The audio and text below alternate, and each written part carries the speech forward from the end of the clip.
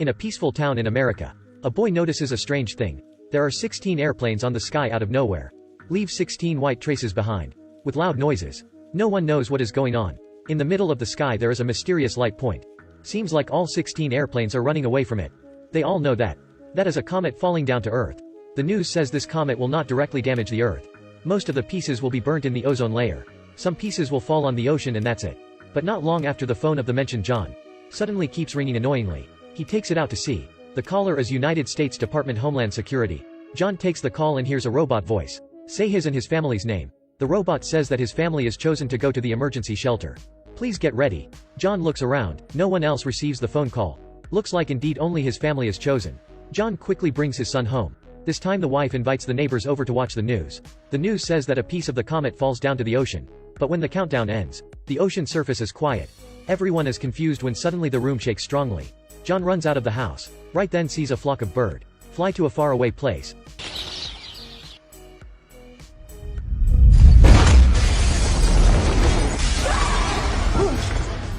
When he comes inside the house, the crash scenario is aired on the TV. A broken piece of the comet as big as a football stadium doesn't falls into the ocean, but crashes into Florida where there is a lot of people. Creates a huge radiant spread on over 2,000 kilometers. Immediately the city becomes a crematory. Everyone freaks out. This time John receives another call from Homeland Security Department. Before 9:45 p.m., his family have to hurry up to an Air Force base. Enter the emergency shelter by scanning the QR code on the phone. The neighbors all ask why they don't receive that. John doesn't know the answer. Everyone quickly comes back home. John doesn't have time to think much. He and his wife hurriedly pack their stuff. Bring along the insulin shots that Nathan needs and goes out. It's not sunset yet, but the sky is so dark. He looks up and sees a huge tornado cloud. Covers the sun and burns the sky. John drives away. The neighbor stops him, asks if he can save them. Because the news warns that in the next 48 hours, the biggest broken piece of the comet will crash into the Earth. John has no other way. He himself doesn't fully understand the situation. A woman runs out and shouts, stops his car. Cries and begs him to take her daughter. He chases her away. She doesn't go, keeps knocking on his car. Both of the children cry out loud. John cruelly presses the gas and drives away. Allison asks why he has to do that. He says that the phone call said clearly that only 3 of them are allowed in the shelter. The city has a terrible traffic jam throughout 10 kilometers. They arrives at the Air Force base at 9 p.m. Unexpectedly the traffic jam is even worse here. Everyone gets off the car, runs to the base. Are they all chosen? No, the chosen one is the one with special jobs. After the end of the world, they are the one who can help to rebuild the humanity. For example, doctors, biologists, agriculturalists. The reason why this family is chosen is because John is a structural engineer. The end of the world is coming. Everyone is terrified, raises their hands, begs the US Army to save their lives. But the soldiers guard the gate of the Air Force base. Only allow the chosen one to enter. John desperately jostles to the front. Shows the QR code that the security department sent him, scan and pass. Finally he can bring his family in. But they only just pass the first gate. They don't find it safe. The whole family have to put on identification bracelets to identify themselves as the chosen survival. The soldiers request them to throw away the belongings. A family can only bring a small bag of belongings. They can only follow. Right then, John realizes that the insulin shots of the son is in the car. The boarding time is in 15 minutes. He tells Allison to go on the plane with Nathan first. He will go out to get the medication.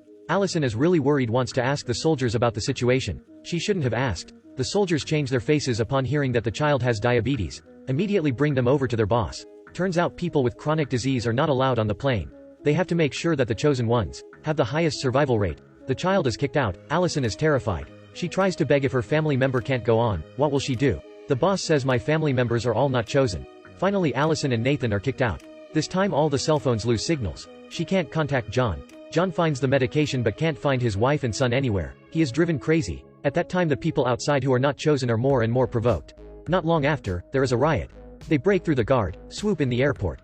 Some people even bring guns along and shoot the soldiers. They shoot the soldier who is refueling the airplane. The fuel leaks. When the bullet interacts with the fuel, the family are not on the plane. Looks like they are accidentally lucky. John runs out of the base. He finds out the note that Allison leaves in the car. Tells him to reunite with her father. Why doesn't she wait for him in the car? Turns out the child urgently needs insulin. She takes Nathan to go find the medication. Now she is in the supermarket. Everyone is stealing things in the store. She is struggling to find insulin. A lot of people with guns stomp in the supermarket. Start to kill people like crazy. Allison is terrified. She protects the son and carefully moves forward. A guy sees her. Luckily he doesn't shoot her but tells her to go quickly. They are able to get out of the supermarket. Ask a couple to give them a lift. The couple agrees. At first the couple are polite, even feed Nathan. But when they find out about the bracelet of her knowing that it belongs to the Air Force Base. It is the pass to enter the emergency shelter. They show the evil side. The driver suddenly stops the car. He drags her out of the car and takes away her bracelet. After that takes Nathan away with him. Turns out they do not have kids and wants to steal a child to improve their survival rate. Allison shouts and chases after them. She wants a lift but no one wants to stop. She runs in tears. When it's the end of the world, humans lost their humaneness. She walks a long way. Finally a good person stops the car, gives her a lift to the airport. The couple that take the boy away don't have a good ending. Their identities are revealed by the soldiers, then are taken away. Nathan is taken to the medical camp by a kind soldier. When Allison arrives at the airport, under the instruction of the soldier she finds Nathan. They hug each other tightly and sob. After that the kind nurse doesn't only provide them enough medication, but also lets them go on the army van. They pass by her father's house. It is the next day when they arrive. John is already here to wait for her. Finally the family reunite. The strange thing is there is bloody injuries on John's face. No one knows what he went through. He doesn't say a word about it. After that they still have to run away from the apocalypse. That is the last day of humanity. The sky is not blue anymore, but turns into such a scary red color. They can't stay. They decide to go to a place near the airport to see if anyone agrees to drive them to Greenland, because they hear that the emergency shelter of America are all built there. But Dale does not have an intention to go with them. He says that his wife passed away in this room, so he also wants to spend the rest of his life here. Allison can't persuade him, can only let him stay there. If a broken piece as big as a football stadium of the comet crashes into the Earth, the power will be as big as a nuclear bomb. The radiant will spread on thousands kilometers, create earthquake, heat waves. If a piece of comet that is 14 kilometers big crashes into the Earth, it will destroy a whole continent, create an earthquake on the whole world. A tide of more than 300 meters and wind with a temperature of more than 900 degrees. The wind speed will be faster than the sound speed. All the continents will be burnt in half an hour. Finally 75% of creatures will be extincted. America builds the last shelter in Greenland. The whole family decide to go to the airport. There is not even one open spot in the traffic jam. This time the warning bell rings. There will be a small amount of comet pieces fall down to North New York. The couple look at each other. Isn't that their place? They just say that. When the pieces start to fall down, a lot of cars are shattered. There are dead people. John quickly turns the car back. The comet falls down more and more rapidly. It can't be predicted where it falls or when it stops. Like the god is punishing humans. John drives into the forest, finally finds a bridge and hides under it. The comet stops when it's sunset. They are exhausted and goes out. No one survives out there. They can only see blood stains. Few hours later they arrive at the airport. No one guards this place anymore. They drive inside. The plane is not on the runway anymore. Hold up, the last plane is preparing to take off. John decisively presses the gas in the plane's direction, eventually forces the plane to stop. The pilot is so mad, John begs him to let them on. He says that the plane is overload already. John asks if it's okay for his wife and son only. The pilot agrees but Allison disagrees. After a while of arguing, it softens the pilot's heart. He lets the whole family on. The three of them squeeze in the cramped plane. Sleep in horror. When they wake up it's already morning. The plane arrives at Greenland. This place still has the color of green and blue. Even has a ice river. Everything is so peaceful. Suddenly the plane is shaken up. There is red light outside.